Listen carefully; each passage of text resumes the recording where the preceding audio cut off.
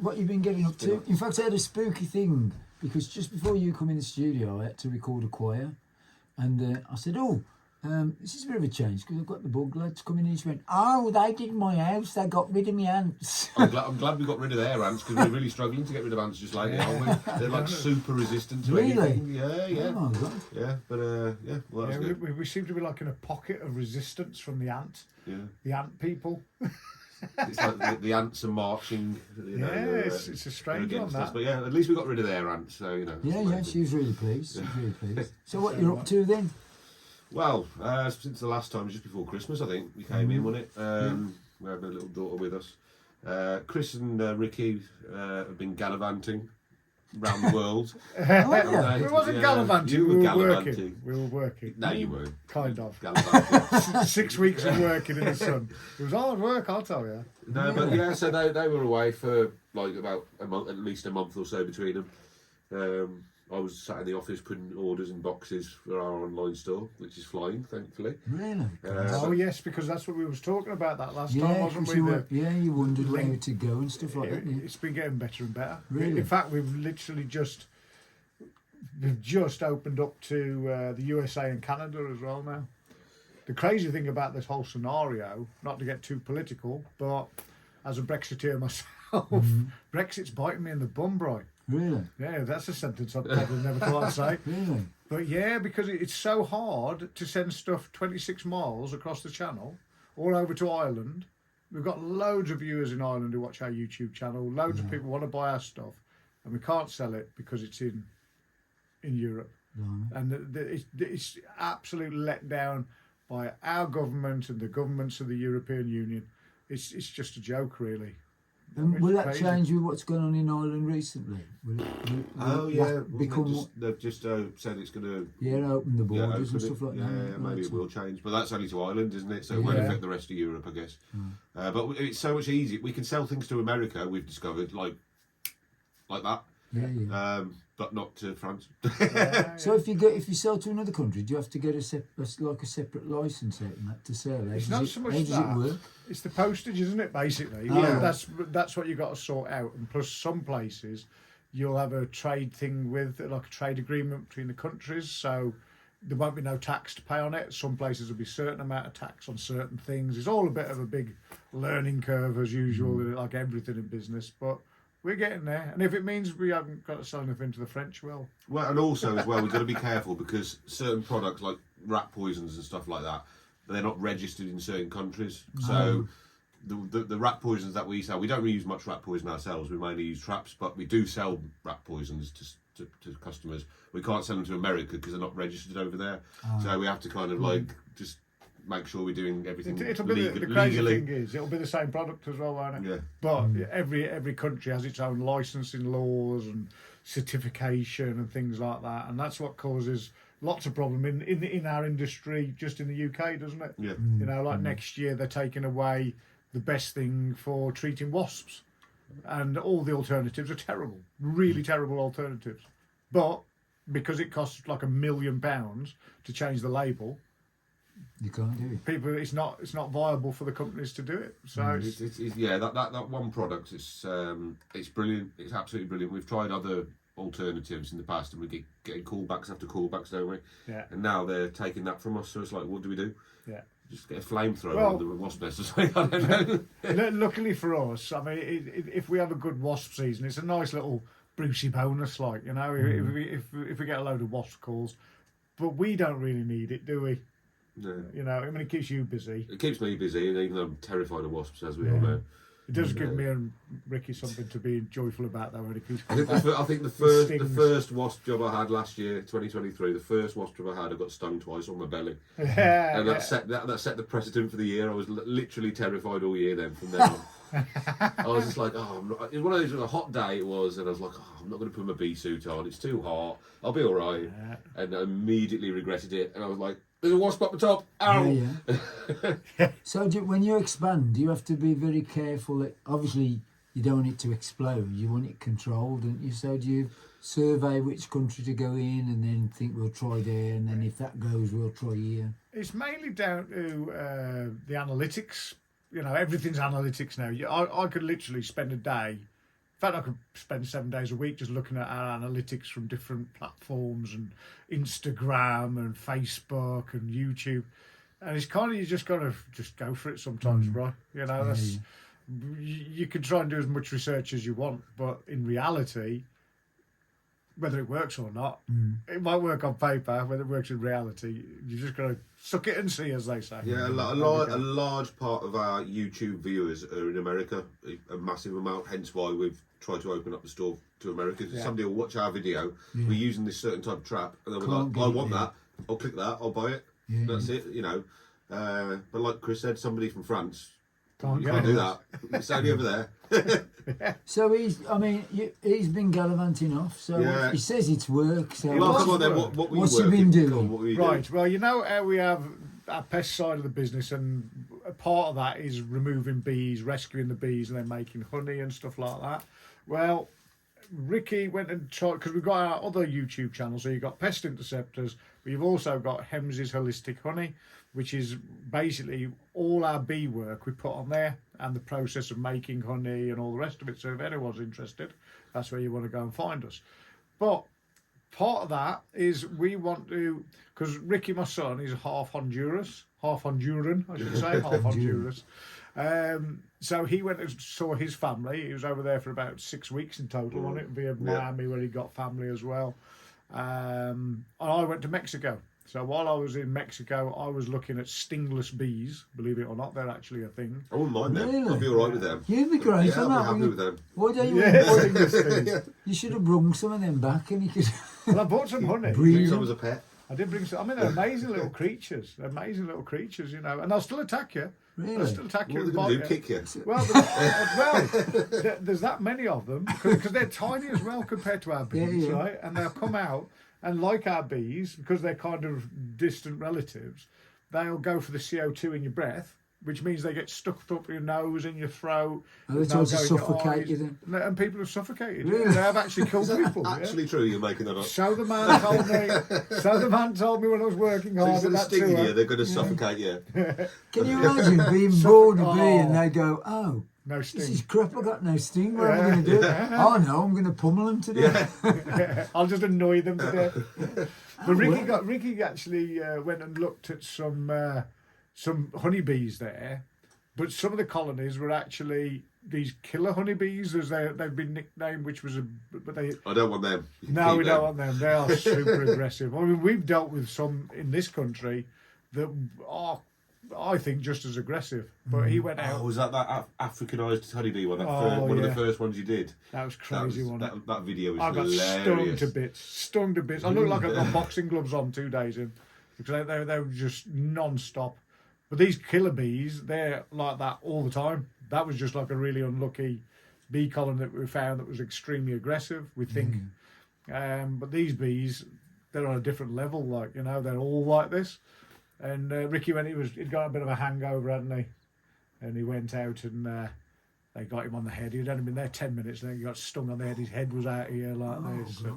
So I don't know whether the video of that's going to be any good. But the stingless bees, that was quite interesting, watching how they work and tasting their honey. So it was kind of work in some places, but not really. Not enough work that I can claim it all back from the books. He's really trying to blag this, isn't he? I was trying. He's basically spent a month in Mexico and just claiming it was work. Yeah. If the taxman ever watches this, it was work, right? Yeah. But he was asking the waiter, "Can you go and find a bee for me, just to photograph me?" There's take its sting out and we'll pretend it's a stingless bee. One actually came and sat on my hand. That was so strange, that was. I was waiting for my hire car, because I drove 4,000 kilometres around Mexico. If anyone wants to see that, that's on my personal YouTube. Oh, God. How many YouTubes do you want for that? That's 4 we've got now, isn't it? And you got Ricky's one with his car thing as well. And honestly, when he was out there, because it's like 8 hours behind or whatever it was, he's like messaging me at stupid o'clock in the morning going, "What day is it? Where have I got to be tomorrow? What time's my flight?" I'm going, "Well, I'm not your personal slave. Sort it out yourself. You're a grown man." It's like, "When have I got to be at the airport?" I'm like, was so got confusing. the printout, deal with it. Yeah, that old dyscalculia or whatever it's called, it's just a nightmare in them situations, because it's like something. It's bad enough if I'm here and I've got to plan coach journeys and when I've got to get a plane and all the rest of it. But if I'm in a different country, and where I was on a time zone as well. So all I've got to do is drive 10 miles that way, and I'd gone forwards in time an hour, or backwards. I can't even remember. He thought he was a time traveller. Yeah, It was yeah. insane. It was insane. Doctor I kept Who. going He was driving a places. DeLorean. Yeah. Yeah, Doctor Who. That's fascinating. So you had 6 weeks of it, and Yeah. It's kind of and then you enough. had to work really hard while you was away. Well, I didn't. I turned the phones off for about Oh, 3 did you? weeks. Yeah, I did. I still had to package up the orders though, because the orders kept coming in. But kept having fights with parcel tape and stuff like that, and the Chris's house was overrun with boxes by the time he got back and cardboard and stuff. Well, I mean, that's the thing. The truth is, even we need a break sometimes, and we needed a break. We've literally, this year, we've accomplished so much, come so far, and every bit of it's been like swimming in honey. Really. And I suppose because of I don't know whether the weather being so weird this year bolstered your business. I The suppose. weather doesn't really affect anything anymore, does it? We used to think it did, like with the rats and stuff. Yeah. I think we've touched on this before, but it don't matter whether we have a really cold year or a really hot year. It doesn't affect. It'll suit anything. It'll suit some pest. It might not suit some of them, but the other ones, they'll take their place for that year, and then sometimes you can have a knock on years later, you know, and because the process just takes time to filter Yeah, through. I mean, some years you'll have a really, really hot year, and you'll think, "Oh, the wasps are going to be crazy this year," and there's nothing. happens. And then the next year it's freezing cold and raining, and the wasps are mental. So it's like there's no rhyme or reason to it at all. I'm a bit worried about the honeybees this year, though. That terrible summer that we had last year, and all the bees that we took out late in the season when we were taking them out of people's chimneys and stuff. They was really there was no honey in them. There was no honey. Usually late in the season we will try not to take them out because there's literally that much honey. 100 litres of honey. That's a lot of honey to bring out of a chimney. Especially with all the bees. But all the ones that we did, because they had to be moved basically, when we got up there we was like, whoa, this is scary because I don't even know how many of our colonies will have died this winter. I'm kind of scared to go up and find out, really. I did pop to the farm the other day, but I didn't go and look at the bees. Does somebody Put some look ball after traps in. your hives for you, or do you look after the hives and No, produce they do. Chris and Ricky do it. Oh, right, basically. yeah. I mean, we do need a new member of staff, really, but it needs to be someone who's got like a jack of all trades. It needs to be another Ricky. Yeah, we need Chris's another son, Ricky. He's to do everything. We need to clone him, basically. Because someone needs to be looking after them bees, because we don't have time. It's like feeding the bees. I mean, who'd have ever thought that would be a big part of my day? Feeding bees, making syrup out of bags of sugar from B&M bargains. You'll get to the end of a really busy day, and then you'll be like, "Oh God, we're going to go feed the bees." Feed the bees, for Christ's sake. Shall we play a record? Let's do it. They're all some. Here we sort go of then. buggish, I like aren't to they? explain how loosely related to pests they are. Yeah. So this is Beetle Bum by Blur. Yep, there you are. There you then. go. That's a nasty pest if ever I heard there was. There we are. Well done. Oh, you got the papers after you then? I mean, not chasing you. or Makes a anything. change. So, nothing Yeah, controversial. he's in the column of who's going to court this week. No. So what's happening then? Yeah, we got contacted by the somebody from the Daily Mirror. They're doing a feature on rats, and they wanted a pest controller just to kind of follow around for the day and talk about rats and take a few photos and a little video and stuff like that. So on Tuesday, Chris here is being followed around by a reporter from the Daily Mirror. Yeah, well, hopefully, I think the reason she jumped at us was when we explained to her what we do so different with rats. It ain't just a case of killing rats and poisoning rats and all the rest of it, and how we can do it without hurting anything, including the rats. How we give the lifetime guarantee as well, which is like, I'm pretty sure we're the only people in the world who do that, in the world. Yeah, not 'cause just it the sounds UK. weird, doesn't it? A lifetime Yeah, guarantee that you won't get any more rats. Other pest controllers kind of laugh at the idea, don't they, when you speak to them? but They're I'm like, pretty you can't do that. And like, well, you can.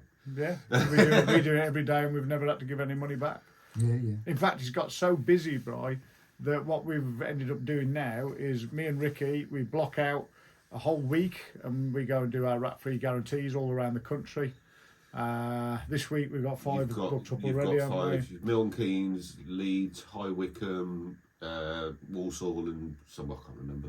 I look forward to the Walsall one. In fact, that's the one. That's that the one. The newspapers coming to film us with, isn't it? But then the next week, what happens is Ricky then has to spend all week editing all the videos that we've taken from the week before, and I basically sit there talking to people on video calls, because to get one of our rat-free guarantees is not like, oh yeah, we'll do it for you. We might not take you on. You know what I mean? It's simple as that. If we don't get on with you, you ain't getting our services like that. We don't need the money. We supply a service. We've all got to work together to get rid of these rats, and that's what we do. And we do these video calls. They're not a free call either. People pay for the privilege of talking to us, but that gets knocked off the price of the rat-free guarantee if they go ahead with it. Sometimes though, we can even work out what the problem is on that call, and then I'll point them in the right direction of where they can get the stuff, usually our store, obviously. But, so it might be quite a cheap way to get rid of a rat problem that people have had for 10 years. And you'll just turn around and go, oh, you just need to do that, put that there, and you'll sort it. And they've had rats for 10 years, and we'll sell them a rat flap or something off our store, and they'll put it in, and that'll be that. Yeah. But they won't know that until they talk to Chris. Yeah. You know. Well, I don't know that either. I can't until we do a video call. And they can show me around and show me where the neighbour's house is and this and that and the other. But each one of those calls takes an hour, and it's quite surprising how draining they are. If you do 4 in a day, they're really quite deep things. And but it's something you think about. I mean, obviously technology's took it way forward, but you'd think you'd have to go there and see the site and do that. But you can do it without doing that. Well, we can do it remotely now. And it's. I mean, the truth is, if we could get some kind of teletransportation thing like they have on Star Trek, we'd be very rich men, because we could probably do 4 a day, but it's the travelling that's the problem. Milton Keynes tomorrow, what's that, 2 hours each way? So there's your first 4 hours before you even got out the van, and then we do what we've got to do. But we have a system, it's like everything in the world.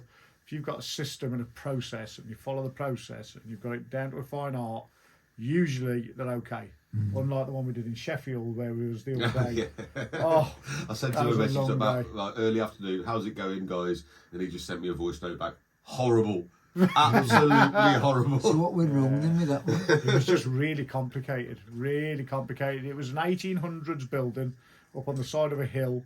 And you see, it's really interesting, but you have to be really into what you're doing, because what happened was there was a little old man lived a few doors away. He'd lived there for 37 years. And there was another guy that lived at this big house that was up the back of our customer's house.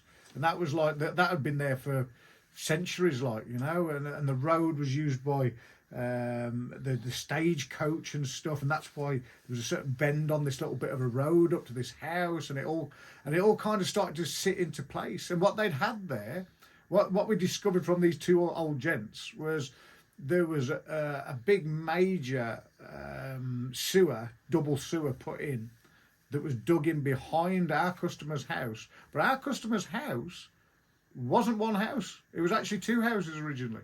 Oh. And then we were thinking, right, so there might be another old toilet somewhere that's still joined to a sewer somewhere. But it turned out no, because what they were middens. And a midden was basically a hole in the ground. And someone used to come round and clear them out. And, I can't remember, there were special names for these losers, I would call them. No, but someone's got to do it, don't they, you know?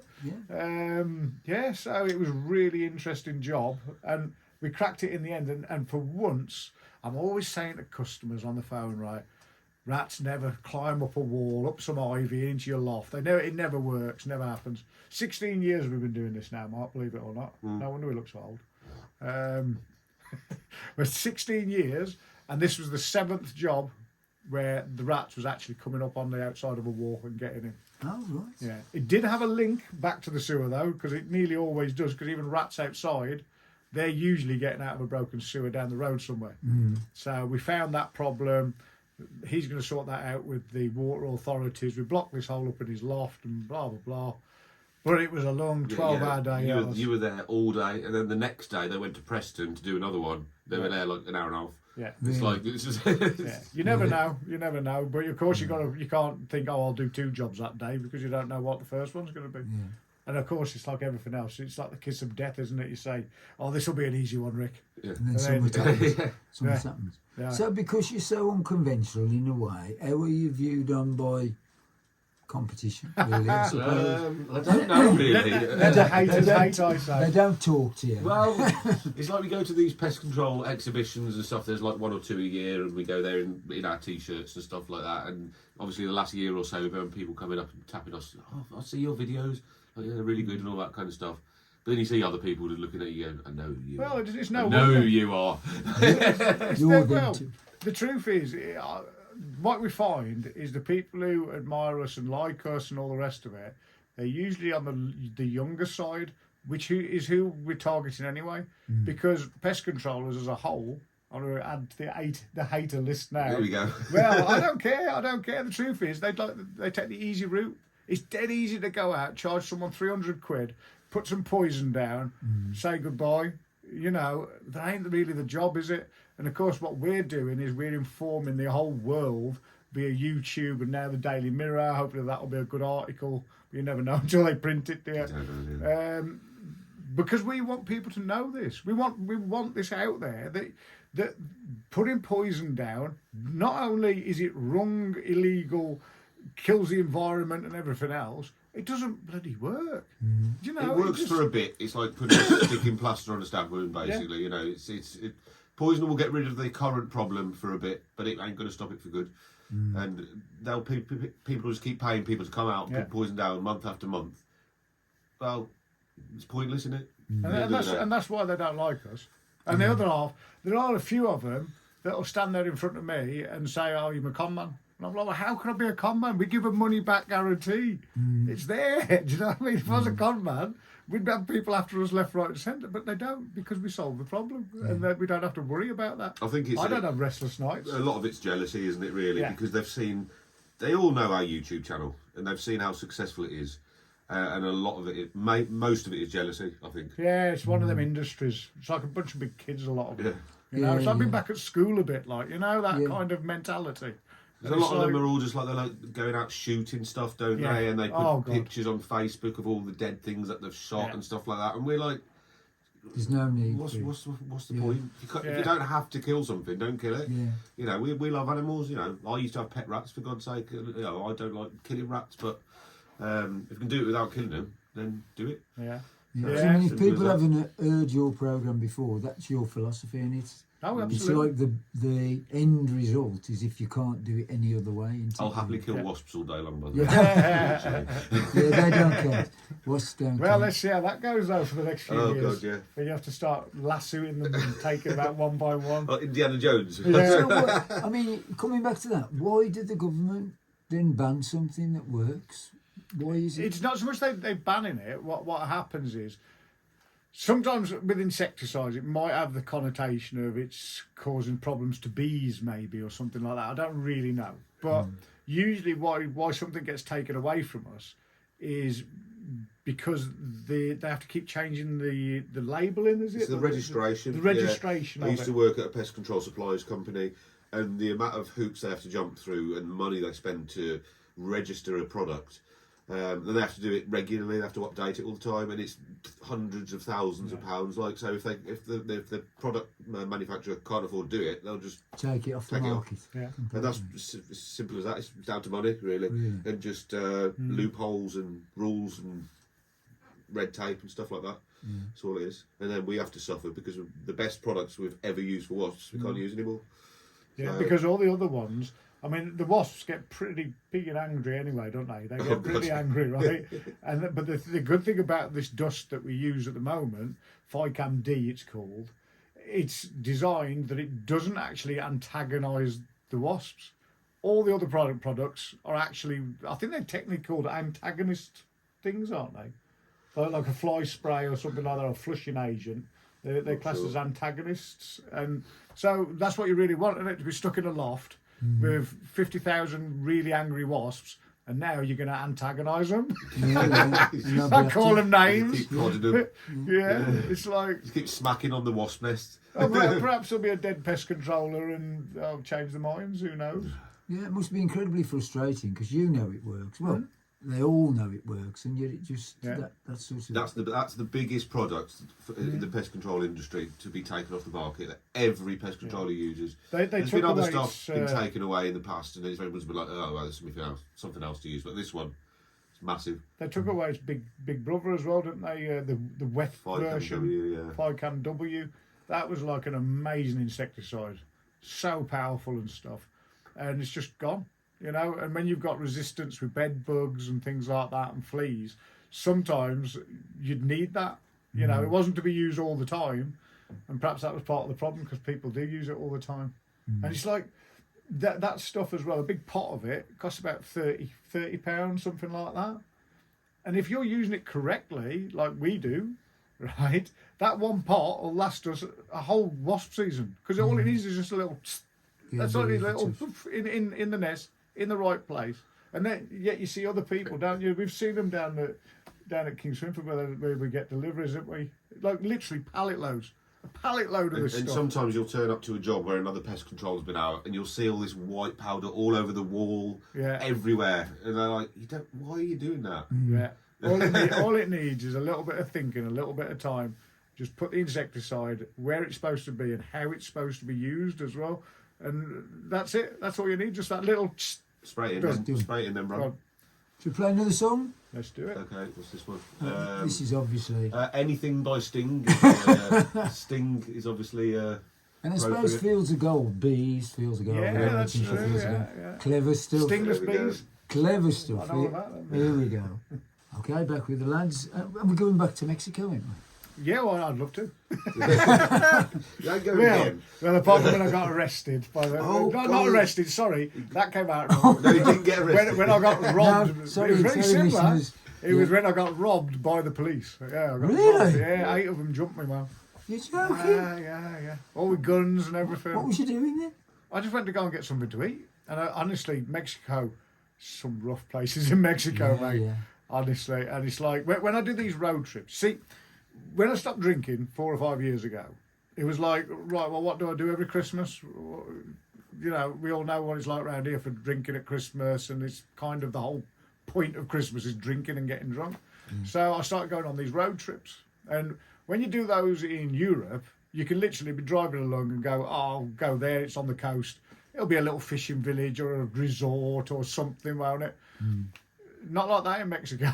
Everywhere was like refineries and horrible places, and this and honestly, the driving, man.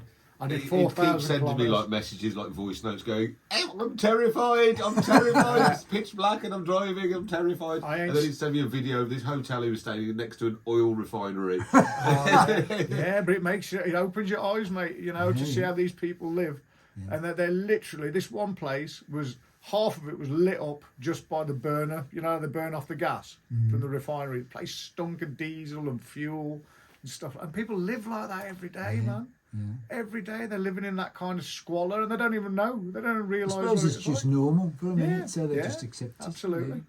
Yeah. It's almost like going back in time to the Black Country, where we're from, 100 years ago. Yeah, it would have been exactly the same, and you've got kids playing in squalor and stuff like that, and I suppose it's just time that it takes to come through, doesn't it? But yeah, it was an interesting place. But when I got robbed, they'll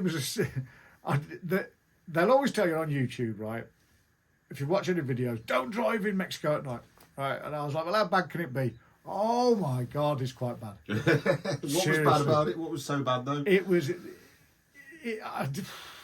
This is why I started making the new YouTube channel, just to explain it, because it's like when you're on the country lanes, right, that's pretty bad. As soon as it goes dark, because everyone coming in the opposite direction, they've got their main beam on, if they've got any lights at all. They've either got no lights whatsoever, huge lorries, no lights at all, or they've got more lights than Blackpool illuminations, all stuck on the front of their trucks and cars. The lights mean nothing, colours mean nothing. There's blue lights, red lights, white lights. You can't see anything. So that's quite terrifying. But then as soon as you get in the city, it's just, there's things attacking you from every angle. There's cars coming, motorbikes, people trying to sell you things at the lights, knocking on your windows, cleaning your windscreen. You're like, oh my God. And when I got to this one city, it was so rough there. I just thought, I'm starving hungry. I was terrified as it was just from the drive into the centre of this city. Because I didn't realise how central it was when I booked it. I was so tired and I was so hungry, and I thought, I'll go and get some food. And I looked out the window from my high-rise hotel room, and I just looked down. I thought, oh, so I put a hoodie on and stuff. I thought, I won't take my phone, I won't take my cards. If I get robbed, do you know what I mean? I'll just take some cash. I ain't too bad. So I went down there, and I saw the police. There was a petrol station opposite, and I saw them, and I thought, they're eyeballing me. They've seen my, I'm going to say blonde hair.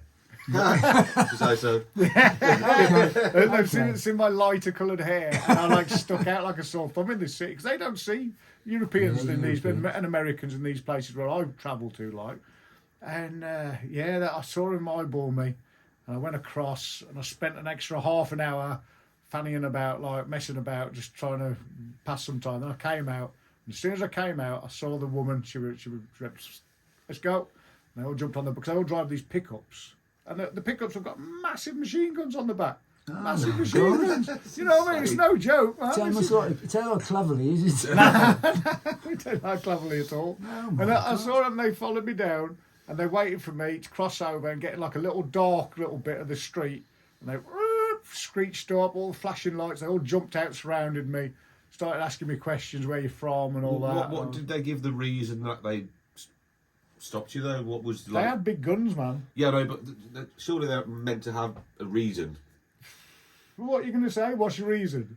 Yeah, you're a gringo. That's it. That's it. You know. And they did. Oh, we'll have to search you. And the woman went around and searched me in my pockets. I was like, And you literally just stand there with your hands up, and it's quite emasculating. Because if it had been a group of Mexican kids, I could have done something about it, maybe. I might have ended up getting stabbed, but I probably would have got shot with machine guns by people who could just go, yeah, he was doing something bad, so we shot him, you know? And it's like, I just stood there, got robbed, and they all drove off. So did the coppers take your money then? Yeah. Really? Yeah. Smacked me on the bum and said, right, go on your way now. You know, we've had your money. Thanks. It's like every day. When he was away, he'd send me a voice note on WhatsApp, and I'd play it. I'd go, what now? Here we go. I'd press play, and I'd be like, I've been robbed by the police. I'm terrified. Help me. What time's my flight? And I'm like, oh my god, it's more stressful you being away than being here. Why did you stop 6 weeks if you were getting robbed and couldn't find any insects? He missed his flight on the way out there, right? Yeah, missing the flight. Basically, because he didn't realise, because his stopover flight was in, where was it? Amsterdam. No, you flew from Amsterdam to Cancun via somewhere else in America. Houston in but America. Because he was doing a stopover in America, he had to have a visa, even though it's just a stopover for a couple of hours. But he didn't get the visa. So then he went to get on his flight and they said, no, you can't come on, you need a visa. So then he applied for it, and he was asking me all this, can you do this, can you do that, what's my name, what's my date of birth, all this kind of stuff. And then he applies for the visa, and it came through on his phone about 2 minutes after the flight took off. Yeah. Literally 2 minutes and they closed the thing. I was like, come on, let me on it. And I had to, 24 hours later, I had to catch the same plane the next day. But that meant I lost my booking of 200 quid at Cancun airport.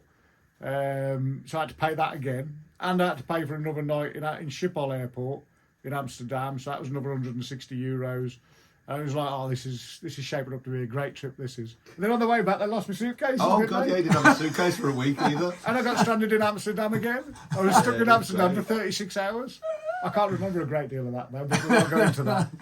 Because I had no clothes or nothing. At that point, because my trip back, the flights that someone booked, right? Someone don't you bloody blame me on it. Right. They was going to take like 3 days anyway, these flights, when you added it all up, and time zones and everything else. And I was like, oh no, it was just awful. It was like and then to lose my suitcase and everything. And then I literally had the same clothes on for 4 days that I'd been wearing in the tropics. Do you know what I mean? And I was like, oh, this is lovely. So was the purpose to try and find some insects, or was it just to have an holiday? Oh yeah, with pest related. Let's get back to yes, pests.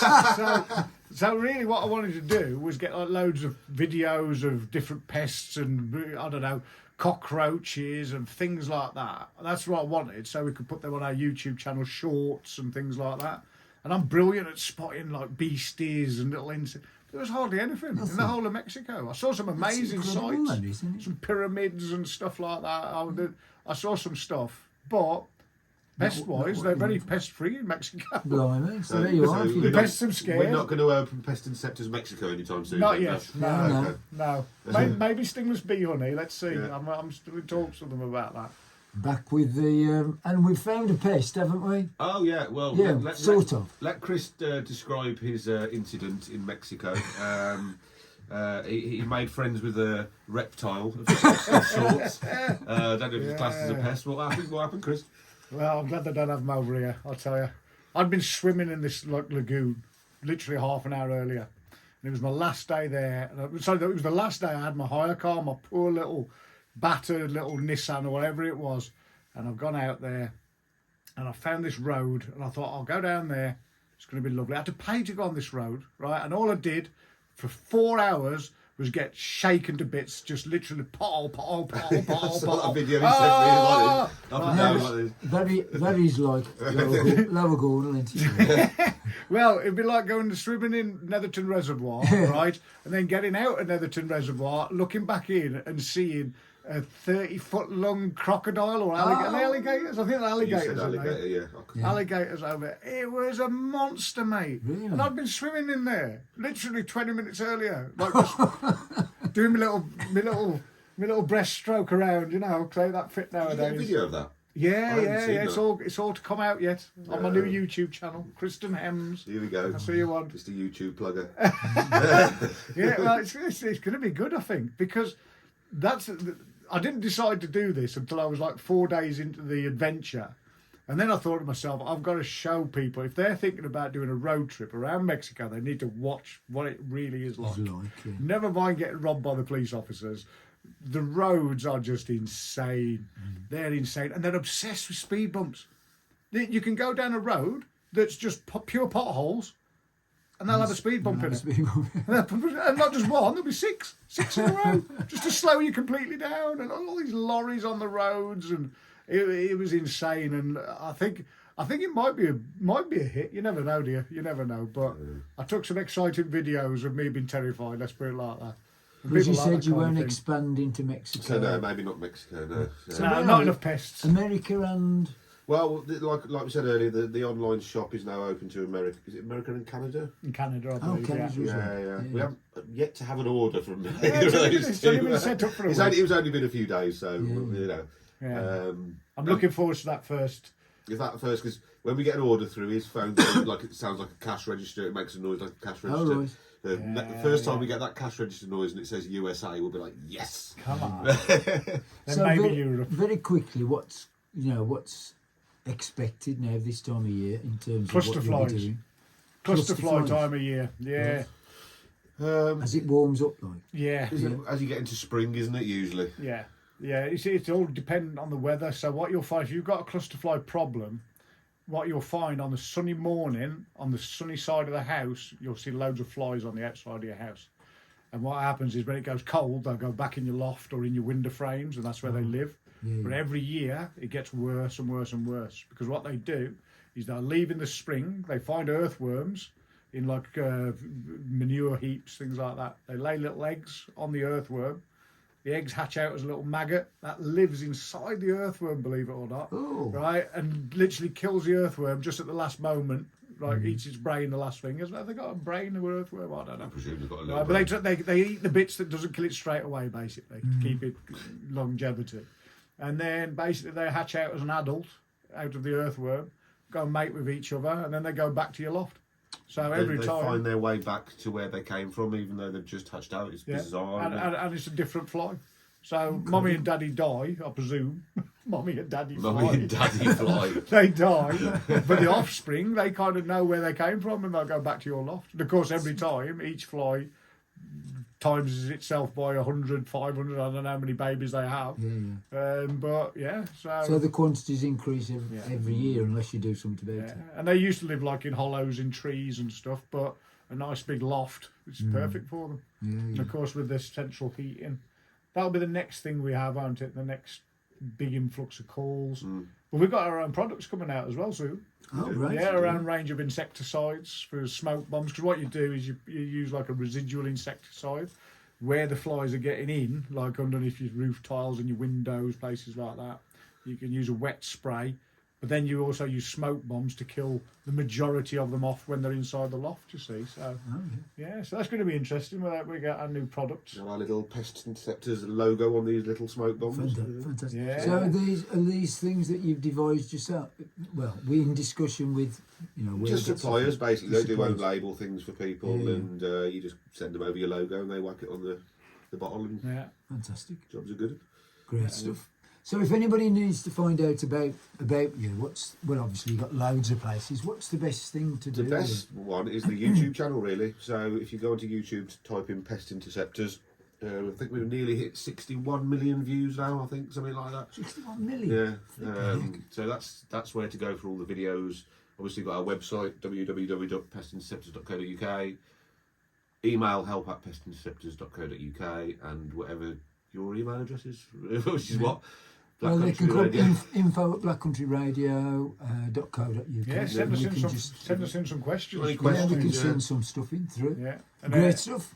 Nearly all done then. We're going to go out with an old classic, and it's this is a double whammy because it's Adam and the Ants Adam and the Ants and and music. music, and we'll see you next time. Awesome. See you later.